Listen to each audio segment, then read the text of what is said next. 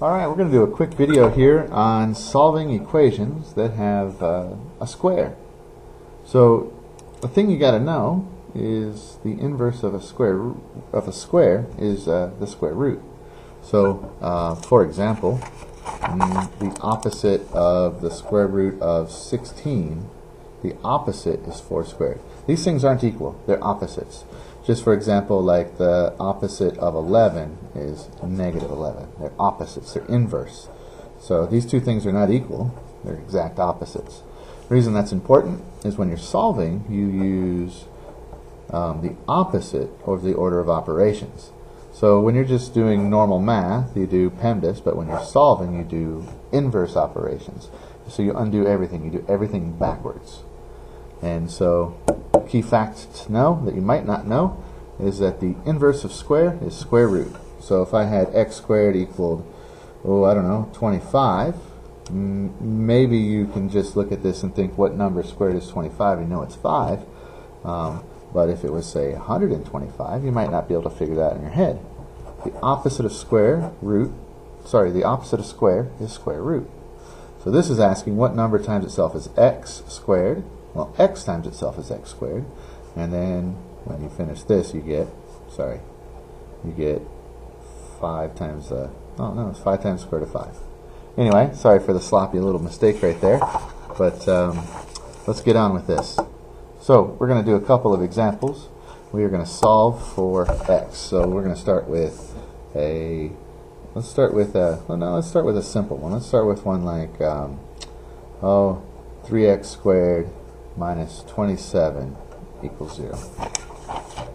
Now, first of all, when you're solving equations, you have to do inverse operations. And the second thing you got to know, and perhaps maybe one of the most important things to know, is when you're done. You're done when you get an answer that says x equals something.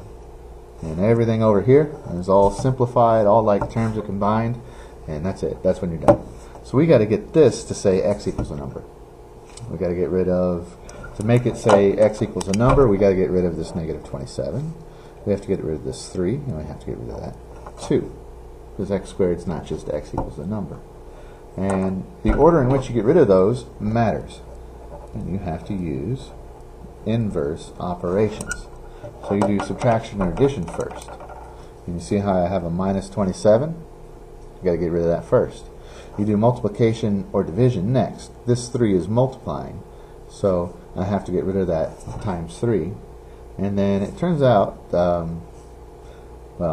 exponent is 2, and so I got to do the opposite of that. So opposite of minus 27 is to add 27. So we're going to add 27 to both sides.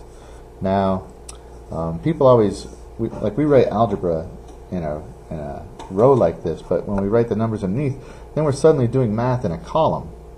And so, more accurately, what is happening is, if there was extra space, like this, what we're really doing is we're adding 27 to both sides of the equation. Because if positive 27 is equal to positive 27, so we didn't change its value. And when you combine like terms, that's 0. And this side is 27. So same thing happens here, except it's in a column, you see?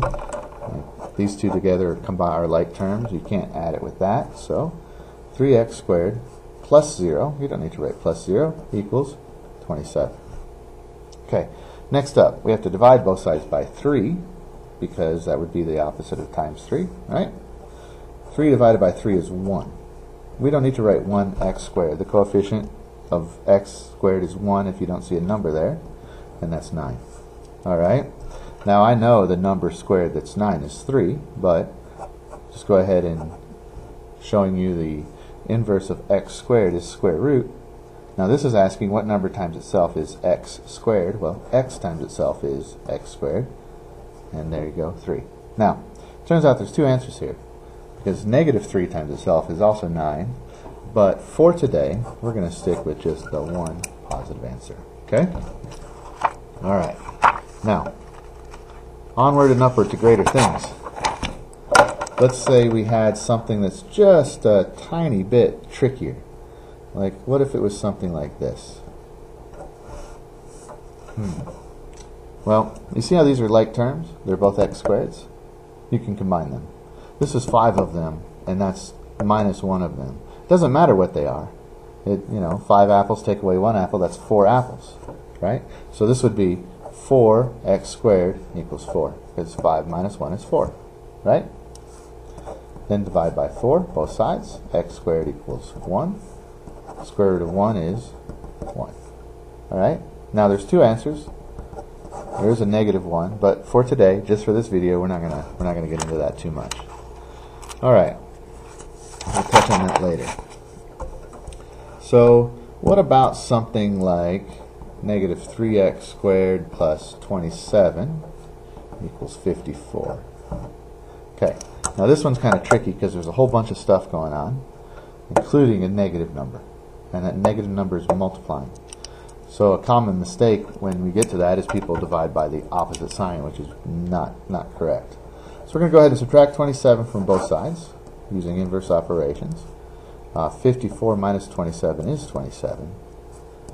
Dividing by negative 3, divided by negative 3, x squared equals negative 9. Okay? Now, next step, I have to take the square root of both sides. Right? And here we have a little bit of a problem. You see how I have a square root of a negative number? Square root of negative 9? Well, 3 times 3 is 9. Negative 3 times negative 3 is 9. This number squared is 9. This number squared is 9. But the only way I can get a negative 9 with what I know is this, but these two numbers aren't the same. That is not a number squared. This is a whole category of numbers that you don't know about. They're called imaginary. And so what we're going to say when you run into this situation is no real solution. Okay? No real solution. Okay, last example.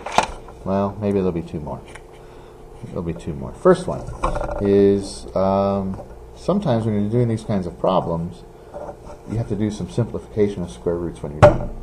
So here, there's 3 steps. Add the 8, divide by 2, take the square root. Then x is by itself, but yet it wouldn't be the right answer because it wouldn't be simplified. So we're going to do this. Those 3 steps. Add 8, right? Divide by 2. I take it back. It is simplified. And then take the square root. X equals plus or minus 2. Now, again, there's 2 answers. That's a shortcut for writing 2 answers. You could write this the same way. But for today, if you're in my class, we're just going to do the positive one for today. Alright. Here's what I maybe should have written. There we go. Now this one is what I meant to write, and when you simplify this, when you solve this, you're going to have to simplify some things too. So x squared, let's see, adding 16 to both sides, right? Dividing by 2, taking the square root, x equals the square root of 8.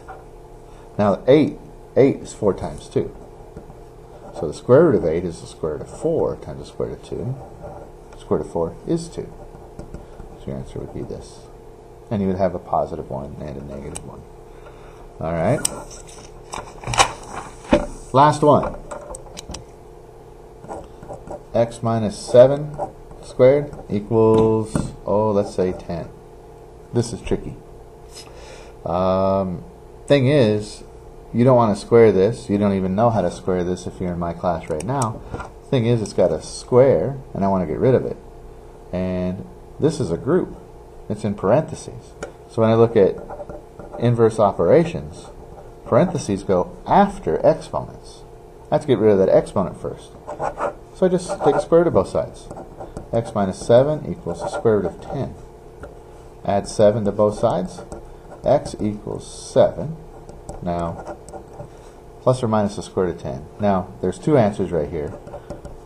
You could just write this if you wanted. Or you could write this.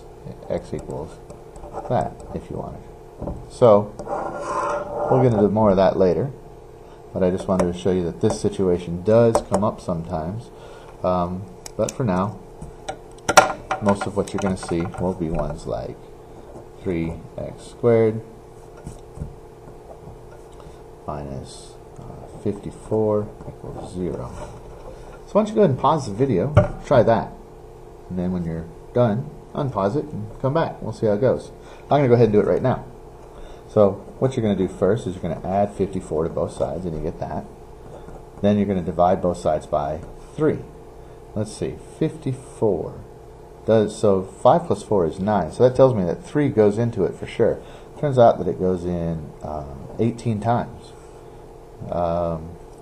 Now taking the square root, x equals square root of 18. Well, that's 9 times 2, so x equals 3 times the square root of 2. Anyway, I know I covered a ton of material in this video. That's probably 2 or 3 days worth of classwork, but it's a crash course. So I hope this was helpful for you. If it was, please click like. As always, subscribe for more videos, and you can leave me a comment, question in the comments box, and I'll respond. Have a good day.